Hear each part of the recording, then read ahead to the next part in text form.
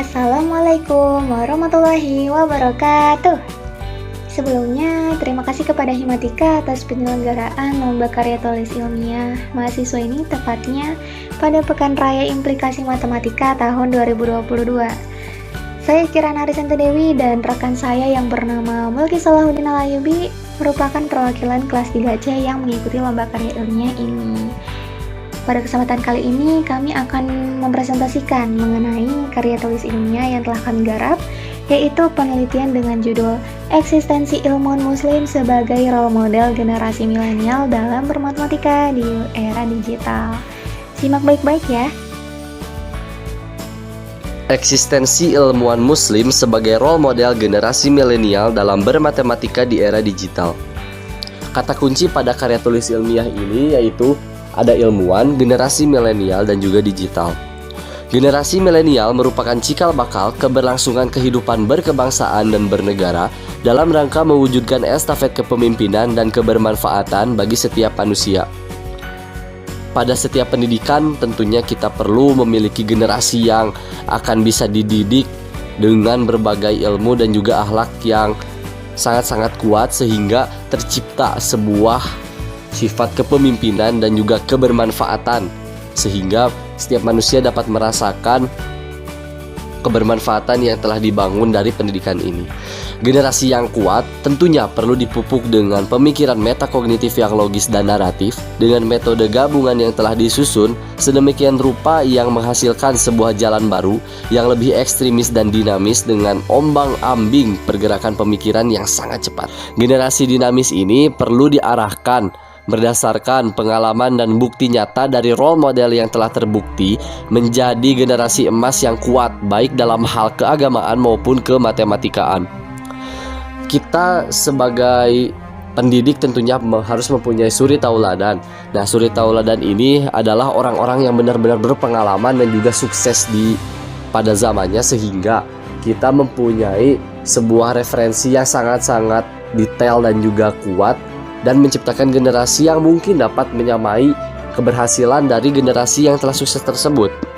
Nah, role model tersebut adalah ilmuwan-ilmuwan muslim yang telah terbukti menepis berbagai permasalahan yang terjadi di zaman dahulu sehingga mendapatkan titik terang atas segala yang terjadi. Sehingga generasi kita pun bisa mengikuti jejaknya, tetapi mungkin dengan cara dan metode yang berbeda sesuai dengan lingkungan dan juga kondisi sosial masyarakat di zaman ini juga. Selanjutnya, saya akan membahas mengenai pendahuluan, yang mana hal ini terkait nih dengan objek yang akan kami teliti. Nah, poin-poinnya yaitu ada yang pertama, matematika sebagai pionir kemajuan peradaban. Nah, di sini mengapa saya bilang seperti itu? Karena matematika itu ratunya ilmu. Dia merupakan jembatan kita nih untuk memahami ilmu-ilmu sains lain. Tanpa matematika, gak akan ada internet yang bisa menolong kita hari ini. Dunia tanpa matematika itu ibarat kita kembali ke zaman purba. Kita nggak bisa melakukan jual beli, kita nggak tahu umur kita berapa karena belum ada kalender, kita bisa nggak punya rumah karena nggak ada pembangunan, internetan juga mustahil kan? Jadi semua aktivitas yang kita lakukan itu sadar nggak sadar memerlukan matematika sebenarnya. Nah, dengan adanya matematika, ilmu-ilmu lain tuh dapat bermunculan, seperti ilmu astronomi yang menghasilkan kalender. Kita bisa tahu nih, ini hari apa, umur kita berapa, plan kita tahun depan mau apa, dan introspeksi diri, di tahun ini tuh kita udah punya pencapaian apa aja. Terus selanjutnya ada ilmu fisika yang melahirkan optik-optik. Jadi kita bisa mengabadikan kenangan lewat foto pakai kamera. Bisa ngeliat gambar-gambar di handphone kita, bisa pakai kacamata minus seandainya pandangan kita buram, dan bisa ngedeteksi bakteri lewat mikroskop biar kita tuh tahu solusi dari penyakit yang kita alami itu apa. Nah, itu baru ilmu astronomi sama fisika aja, belum yang lain kan? Jadi emang bener deh, matematika itu pionirnya peradaban manusia. Poin 2 yaitu rendahnya minat generasi milenial dalam bermatematika. Nah, sayangnya dengan berbagai manfaat matematika yang pengaplikasiannya tuh udah kita pakai secara terus-menerus tuh ya, generasi milenial tetap kurang tuh minatnya terhadap matematika. Karena faktanya OECD atau Organization for Economic Cooperation and Development itu mencatat bahwa hasil tes PISA di Indonesia tahun 2018 itu relatif rendah jika dibandingkan dengan negara-negara lain. Di mana PISA sendiri itu adalah usahanya para penyelenggara dalam melihat nih para pembelajar, khususnya pelajar berusia 15 tahun di berbagai negara tuh udah siap belum sih dalam menjalani tantangan kehidupan. Nah, ternyata di PISA itu ada 3 aspek yang menentukan total skor PISA, dan salah satu aspeknya adalah matematika. Maka hal tersebut menjadi bukti kan bahwa ilmu matematika sangatlah diperhitungkan dalam membina seseorang untuk mengatasi berbagai permasalahan gitu yang bakalan terjadi di masa depan. Nah, tapi kalau PISA kita hasilnya rendah, maka kesimpulannya apa tuh?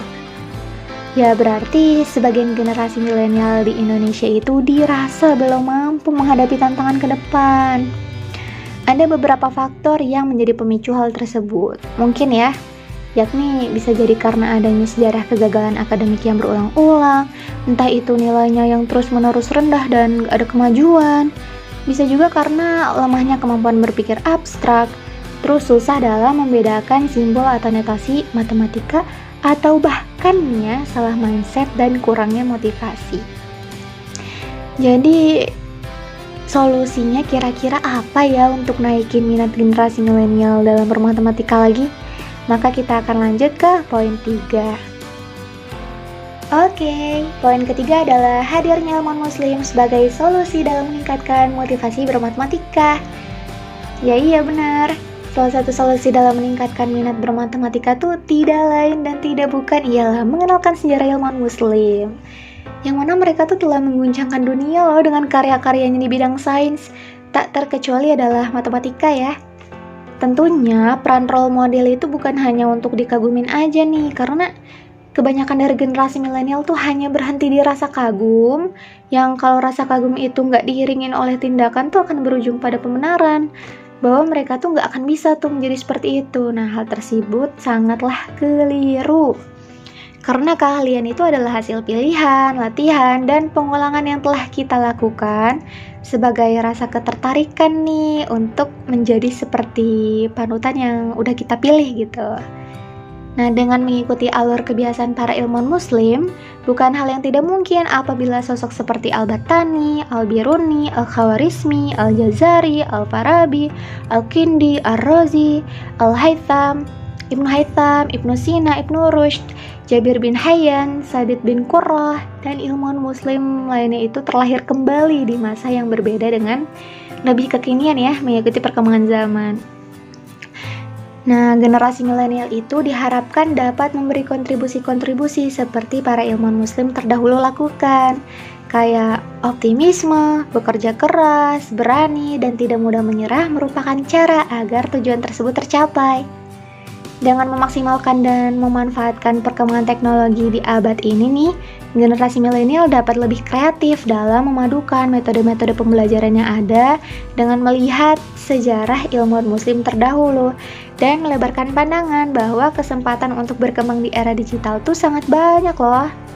Dengan begitu, budaya dalam bermatematika dan maraknya pengaplikasian matematika yang hadir tuh kan bukan sesuatu yang mustahil ya, apabila terwujud di setiap lapisan masyarakat Indonesia. Baik, selanjutnya kita masuk ke metode penelitian. Nah, penelitian kami kali ini itu menggunakan studi kepustakaan, yang mana kami mengumpulkan data-data dengan menggalinya lewat pencarian di berbagai sumber.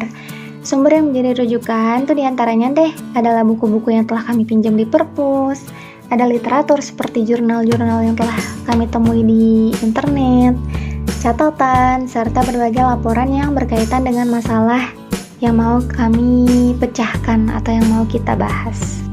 Jika abstrak pendahuluan dan metode sudah, maka selanjutnya kita akan masuk ke hasil dan pembahasan kajian. Di sini ada 4 poin ya. Yang pertama adalah rendahnya minat generasi milenial dalam bermatematika. Yang kedua itu adalah fakta sejarah ilmuwan muslim sebagai pendobrak sains-sains modern. Yang ketiga adalah implementasi metode pembelajaran para ilmuwan di era digital. Dan yang terakhir adalah ilmuwan muslim sebagai role model generasi milenial. Nah, untuk lebih rincinya, supaya lebih jelas, maka kami akan kupas dan bahas satu persatu deh.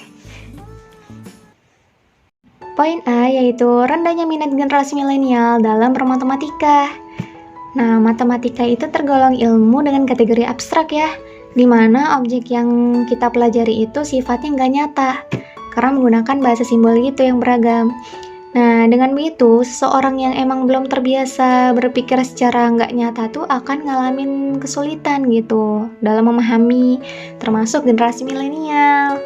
Nah, generasi milenial itu adalah generasi yang lahir pada saat kemajuan teknologi digital berkembang dengan pesat. Generasi ini sangat pandai beradaptasi dengan teknologi.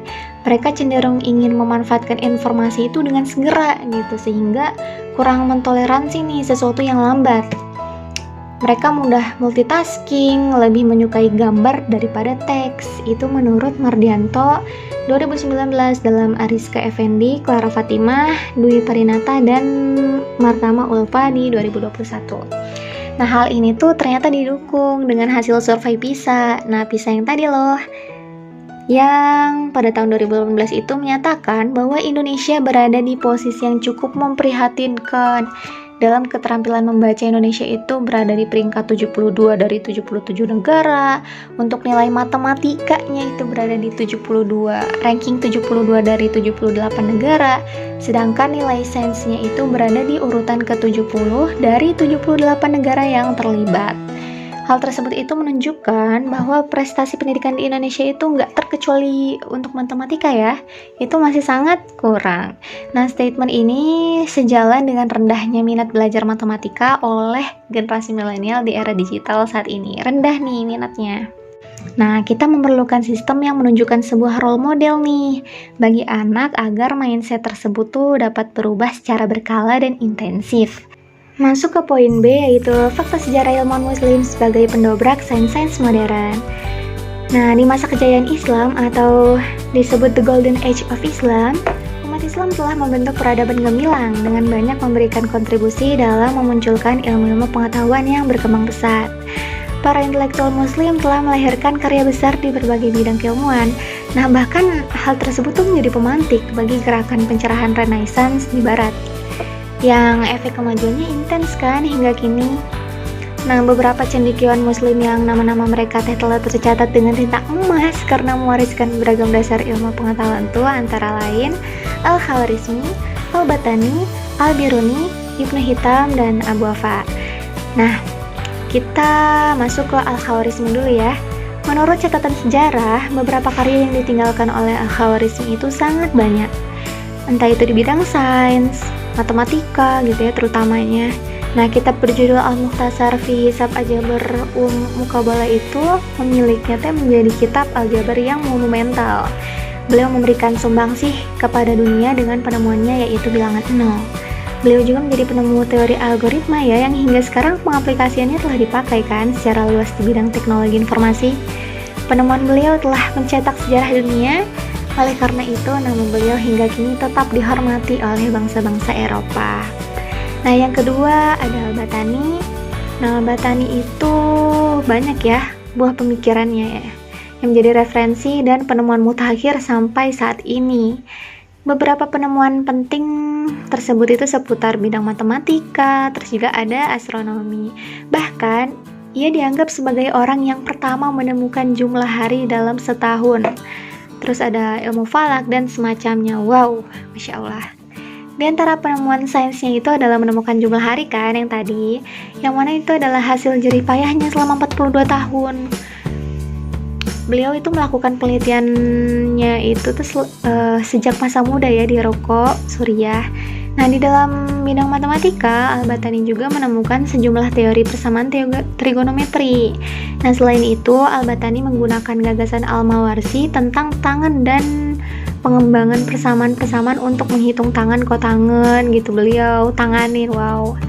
Karya yang paling terkenal dari Al-Batani itu adalah kitab Azi Asabi atau tabel mengenai astronomi. Nah, Al-Batani itu juga sangat rajin mengikuti tulisan-tulisan Ptolemeus ya, dan mengembangkan karyanya yang berjudul The Almagest. Hingga tidak terduga saat mempelajari karyanya itu, Al-Batani malah menemukan penemuan besar, yaitu titik aphelion, yaitu titik terjauh bumi saat mengitari matahari setiap tahunnya. Yang kedua adalah Al-Jazari. Perintis pembuatan robot adalah seorang jenius dari Arab pada abad ke-13 yang bernama Ibnu Ismail Al-Jazari. Insinyur mekanik Kesultanan Turki dari dinasti Artukid ini, beliau menciptakan robot kan pertama kalinya ya. Robot pertama kali yang dibuat oleh beliau itu menggunakan prinsip hidrolik untuk menggerakkan mesin. Robot tersebut diciptakan untuk menghibur tamu kerajaan dalam acara jamuan makan. Al-Jazari juga mendesain robot pencuci tangan loh, yang otomatis gitu, yang berupa seorang wanita berdiri dengan sebuah baskom berisi air. Cara kerjanya itu masih sangat sederhana. Saat itu seorang menahan tuas kan nih, terus airnya mengering dan robot itu kembali mengisi baskom dengan air. Bahkan beliau juga membuat pintu otomatis sebagai bagian dari salah satu jam air. Teknologi robot ciptaan Al-Jazari ini mencapai 50 dan semua detail teori dan praktek mekanik tertuang dalam kitab Al-Jami Baina Al-Aham wal Al-Amal An-Nafi Fishina Al-Hyali. Maka tidak mengherankan bila para insinyur dari barat itu mulai mengakui nih dan sangat mengagumi karya-karya Al-Jazari ini. Beliau memiliki gelar Ra'i al-Amal karena penghormatan atas ilmunya yang tinggi dan menyumbangkan banyak teknologi di negara. Lanjut deh kita ke Ibnu Haytham. Dalam banyak sumber, termasuk menurut R.A. Gunadi MS di tahun 2022 dijelaskan bahwa Ibnu Haytham adalah seorang ilmuwan muslim yang ahli dalam bidang sains, falak, matematika, geometri, pengobatan, dan filsafat. Ibnu Haytham merupakan ilmuwan yang sangat suka penelitian. Di laboratoriumnya itu yang sederhana namun lengkap ya, tepatnya di kota Basra, Irak, yang melakukan berbagai penelitian nih untuk menetapkan sudut pandang dan sudut pantul, pembengkokan cahaya dalam air dan kaca, juga berbagai posisi bayangan di atas cermin-cermin datar, cembung, cekung, dalam bulatan berbentuk bola gitu. Dari semua penelitian beliau itu, ia berhasil meletakkan dasar-dasar pembuatan lensa kamera. Nah, di antara teori-teori sumbangan dari Ibnu Haytham itu mengenai hukum pembiasan, penglihatan, prinsip dasar penciptaan kamera gitu. Masya Allah. Nah, yang keempat lanjut kita ke Abu Wafa. Nama lengkap beliau yaitu Abu Wafa Muhammad bin Yahya bin Ismail al-Buzjani. Beliau merupakan salah satu di antara sekian banyak ilmuwan muslim yang turut mewarnai khazanah ilmu pengetahuan di masa lalu. Ia tercatat sebagai seorang ahli di bidang matematika dan astronomi. Tradisi dan iklim keilmuan di Baghdad benar-benar kondusif bagi perkembangan pemikiran Abu Wafa nih. Berkat bimbingan sejumlah ilmuwan terkemuka, selang berapa lama kemudian ia menjadi seorang pemuda yang memiliki otak cemerlang. Lantas Abu Wafa banyak membantu para ilmuwan yang tadi ngajarin beliau nih secara pribadi, terus mengembangkan teori penting di bidang matematika, terutama geometri dan trigonometri nih. Nah, abis itu beliau berhasil menyusun rumus yang menjadi identitas trigonometri dan berhasil membentuk rumus geometri untuk parabola. Masya Allah. Kemampuannya menciptakan rumus-rumus baru matematika ini membuktikan bahwa ia merupakan ahli matematika yang sangat jenius. Dari sedikit ulasan mengenai tokoh-tokoh ilmuwan di atas, seperti yang tadi Al-Khawarizmi, Al-Biruni, Al-Batani, Abu Wafa, Ibnu Haytham, itu maka dapat diambil kesimpulan ya bahwa salah satu keistimewaan para ilmuwan muslim itu mereka bukan hanya mampu mendalami satu bidang gitu, tetapi juga mampu menguasai bidang keilmuan yang lain. Istilahnya polimath lah, jenius ilmu gitu, jenius bidang. Peran matematika juga sangat menonjol di sini kan, karena para ilmuwan itu nggaklah menemukan bidang sains lain kecuali mereka telah berpijak pada ranah matematika sebelumnya. Ilmuwan muslim dapat menjadi inspirator yang dahsyat pengaruhnya bagi mental generasi milenial. Pada bagian C ini yaitu implementasi metode pembelajaran para ilmuwan di era digital. Yang pertama adalah poin karya. Berkaca dari para ilmuwan Islam yang telah memberikan banyak sumbangsi terhadap perkembangan sains hingga melahirkan peradaban gemilang di masanya, tentu saja menuntut mereka belajar tidak cukup jika hanya dengan teori saja gitu. Sehingga mereka tuh perlu menciptakan karya yang benar-benar bermanfaat bagi kehidupan manusia, dan itu sudah terjadi dan sudah terbukti pada zaman dahulu ketika zaman keemasan ilmuwan-ilmuwan muslim tersebut benar-benar terjadi pada masanya gitu. Nah, poin yang kedua itu pembelajaran dengan teknologi. Pembelajaran dengan teknologi ini adalah cikal bakal dari generasi baru yang sedang dipupuk saat ini. Dahulu ilmuwan itu tidak belajar dengan teknologi gitu, tetapi mereka hanya berdasarkan kitab-kitab yang benar-benar tradisional dan juga menyeluruh gitu, sehingga ilmu mereka pun benar-benar kuat dan juga tangguh gitu. Dan mereka dapat sering berdiskusi secara komunikatif gitu.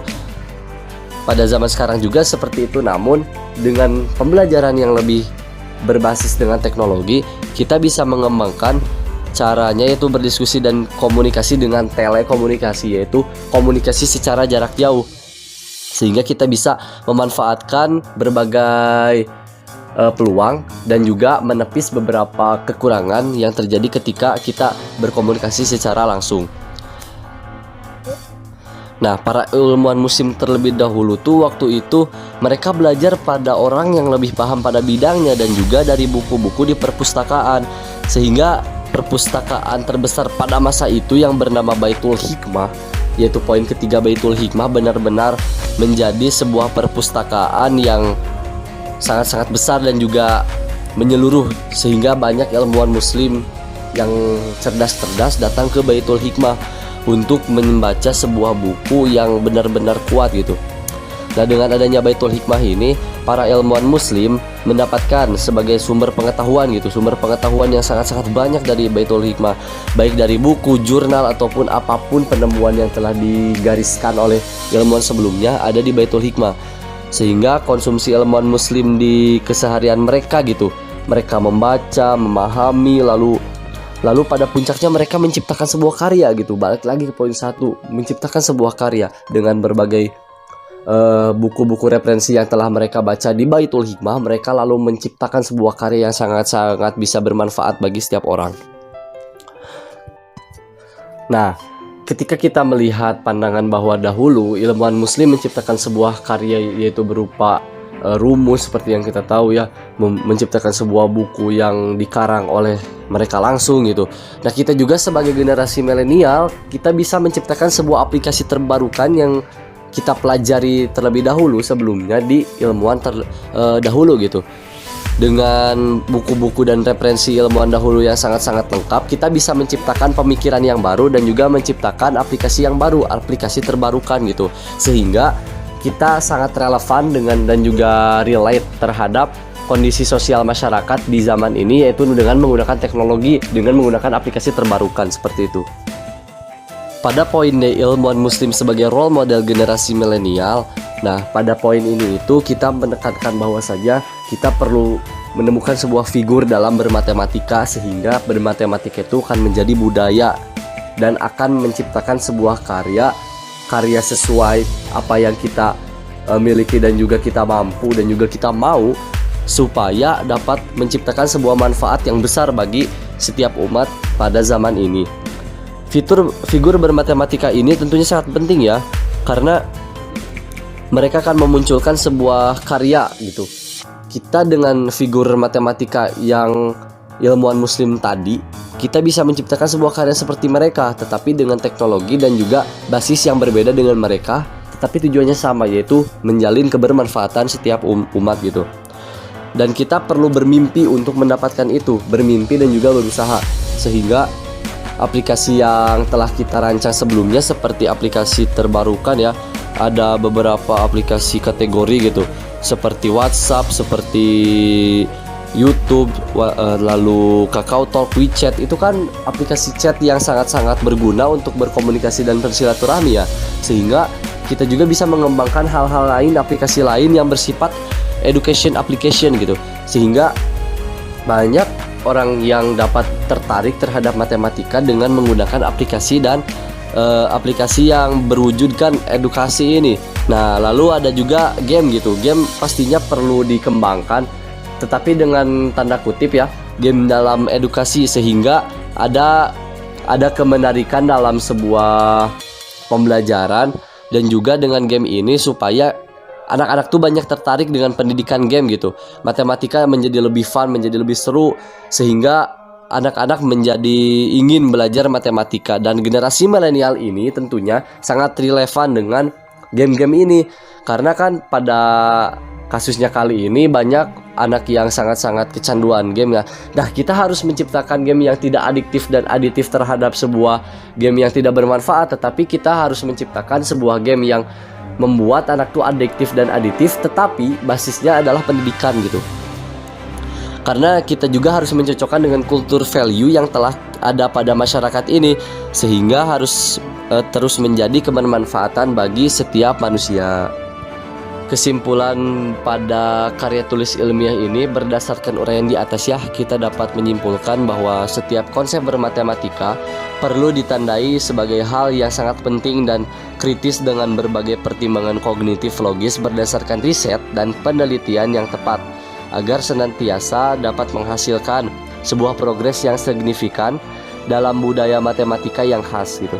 Budaya matematika yang khas ini perlu kita compare dengan sebuah metode yang terbukti dan menghasilkan generasi emas matematika pada setiap zaman, supaya dapat terus maju dan berkembang sehingga mendapat generasi yang berpikir logis dan naratif terhadap sebuah permasalahan yang sering terjadi, lalu mendapat solusi dengan paradigma yang objektif tanpa mengesampingkan berbagai faktor eksternal yang sering muncul dan hinggap di tengah problema bermatematika yang rumit. Role model yang telah ditujukan sebagai suri tauladan tadi dapat menjadi batu loncatan pemikiran, sehingga setiap elemen pendapat mengambil sebuah benang merah yang kuat terhadap berbagai siklus kehidupan berpendidikan.